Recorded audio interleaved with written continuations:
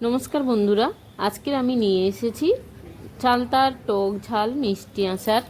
কোনো রকম রং ছাড়াই কিভাবে বানালে বা কি কি উপকরণ দিলে আচারের টেস্ট দারুণ হবে ও কোনো রকম কষা ভাব থাকবে না, সমস্ত কিছু ডিটেলসে এই ভিডিওতে বলে দেব। আচার বানানোর জন্য নিয়ে নিয়েছি এখানে একটি ছোট্ট চালতা। প্রথমেই আমি চালতাটাকে কেটে নেব আচার বানানোর জন্য। তো চালতাটাকে প্রথমেই মাছ বরাবর কেটে নিচ্ছি। এবার চালতাটা সরু সরু করে কেটে নেব, তার জন্য একটু গোল গোল করে ফালি করে কেটে নিলাম।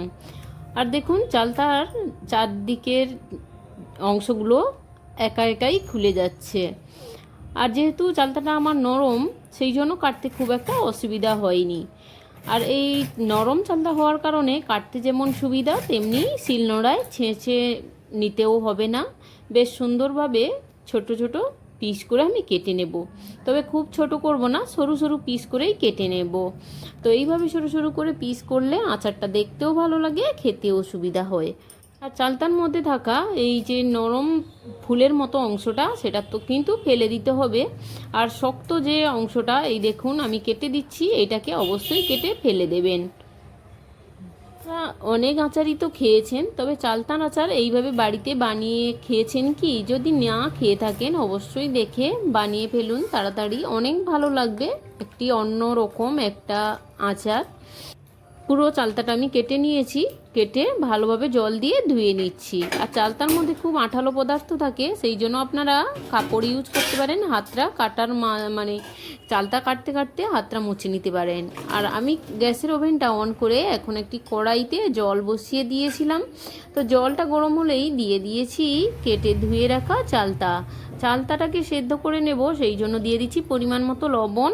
আর দিয়ে দেবো এখানে 1 চামচ মতো হলুদ। চালতাটাকে ভালো করে এখন সেদ্ধ করে নেব, তার জন্য একটু ঢাকনা দিয়ে দিলাম। এদিকে চালতা সেদ্ধ হতে থাক। আর পাশের ওভেনে আমি একটা মশলা বানিয়ে নিচ্ছি। এই জন্য কড়াইটা আমি প্রথমেই গরম করে নিয়েছি। কড়াইতে তেল না দিয়ে শুকনো কড়াইতেই আমি দিয়ে দিলাম 5টা শুকনো লঙ্কা। এখন দিয়ে দিচ্ছি 1.5 চামচ মতো ধনে। এখন ভাজা ভাজা করে নিচ্ছি। দিয়ে দিচ্ছি 1.5 চামচ সাদা জিরে। সমস্ত কিছুকে একটু নেড়ে চেড়ে ভেজে নিচ্ছি। এখন দিয়ে দেব 1 চামচ মতো মৌরি। আবারও নেড়ে চেড়ে ভেজে নেব। তারপর সবশেষে দিয়ে দেব কালো সরিষা।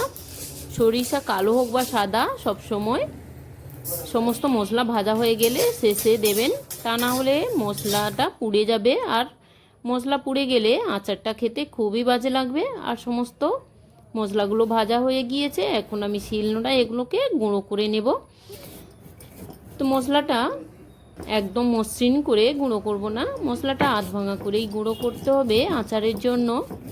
আমি শিলনোড়ায় করে নিচ্ছি, আপনারা চাইলে মিক্সিতেও গুঁড়ো করে নিতে পারবেন। স্কুল কলেজে গেটের সামনে সেই জনপ্রিয় চালতার আচার, মুখে লেগে থাকার মতো আচার যদি হাতের কাছে পাই তবে খুবই ভালো হতো, তাই না? তাই শেখার কোনো বয়স নেই। তাই আজ দেখে শিখে নিন চালতার আচার কিভাবে খুব সহজে বাড়িতে বানানো যায়। এদিকে আমার চালতাগুলো কিন্তু খুব সুন্দরভাবে সেদ্ধ হয়ে গিয়েছে। আমি একটা কেটে দেখে নেব কতটা ভালো সেদ্ধ হয়েছে।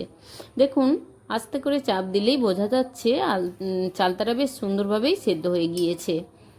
এখন চালতাগুলোকে জল ঝরিয়ে একটি প্লেটের মধ্যে নামিয়ে নেব। এইভাবে চালতা সেদ্ধ করে জলটা ফেলে দিলে চালতার মধ্যে যে কষাটে ভাব থাকে সেটাও চলে যাবে, আর আচারটা বেশ ভালো খেতে লাগবে। এখন পুরো চালতাগুলো আমি তুলে নিয়েছি কড়াই থেকে। চলুন তবে আচারটা বানিয়ে নিই। তার জন্য প্রথমেই কড়াইটা গরম করে নিয়েছি, তারপর দিয়ে দিচ্ছি সরিষার তেল। অবশ্যই আচারে সরিষার তেল ব্যবহার করবেন, তাহলে আচারটা ভালোও লাগবে খেতে এবং আচারটা অনেক দিন ধরে ভালো থাকবে। এখন দিয়ে দেব একটি তেজপাতা মাঝ বরাবর কেটে।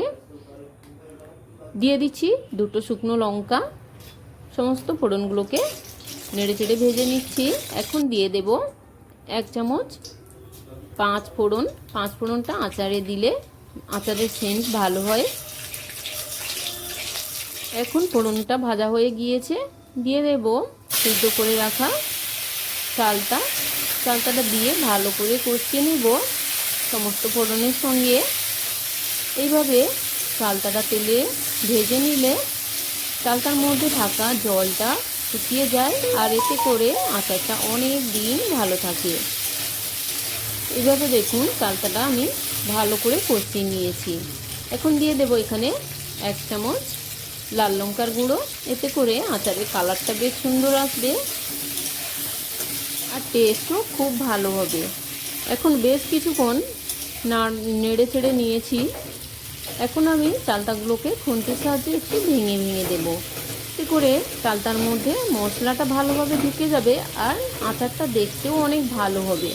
যেহেতু আমার চালতাটা নরম ছিল তাই আমি খুন্তির সাহায্যে এইভাবে ভেঙে নিচ্ছি। আপনাদের চালতা যদি পাকা বা একটু শক্ত টাইপের হয় তাহলে আপনারা খুন্তির সাহায্যে করতে পারবেন না। সেক্ষেত্রে আপনাদের সেদ্ধ চালতাটাকে শিলনোড়াতে একটু থেঁতো করে নিতে হবে। আর এখন আমি দিয়ে দিচ্ছি আখের গুড়। আখের গুড়টা আমি দিচ্ছি একটা চালতাতে 200 গ্রাম আখের গুড়। আখের গুড়টা অবশ্যই দেবেন, তাহলে চালতার আচারটার টেস্ট অনেক অনেক গুণ বেড়ে যায়। আখের গুড়টা দেওয়ার কারণে আচারের রঙটা দেখুন চেঞ্জ হতে শুরু করেছে। আর আচারের যেহেতু গুড়টা গলে গিয়ে মিক্সড হয়ে গিয়েছে, এখন আমি দিয়ে দিচ্ছি ভেজে গুঁড়ো করে রাখা মশলাটাও খুব ভালোভাবে মিক্সড করে নেব। নাড়তে চাড়তে দেখুন গুড়টা গলে কি সুন্দর হয়ে গিয়েছে আর কি সুন্দর স্মেল উঠতে শুরু করেছে। এখন আমার আচারটা পুরোপুরি রেডি। আমি গ্যাসের ওভেনটা অফ করে আচারটা নামিয়ে নিচ্ছি একটি প্লেটের মধ্যে। দেখুন দেখতে কতটা সুন্দর হয়েছে, খেতেও কিন্তু দুর্দান্ত হয়েছে। বন্ধুরা, এরকম সুন্দর রেসিপি পেতে অমৃতা রান্নাবান্না চ্যানেলটি সাবস্ক্রাইব করে পাশের বেল বাটনটি প্রেস করে রাখুন। আর রেসিপি ভালো লাগলে অবশ্যই লাইক, কমেন্ট ও শেয়ার করে পাশে থাকার অনুরোধ রইল। ফিরে আসছি পরের রেসিপিতে। ততক্ষণের জন্য ভালো থাকবেন, সুস্থ থাকবেন।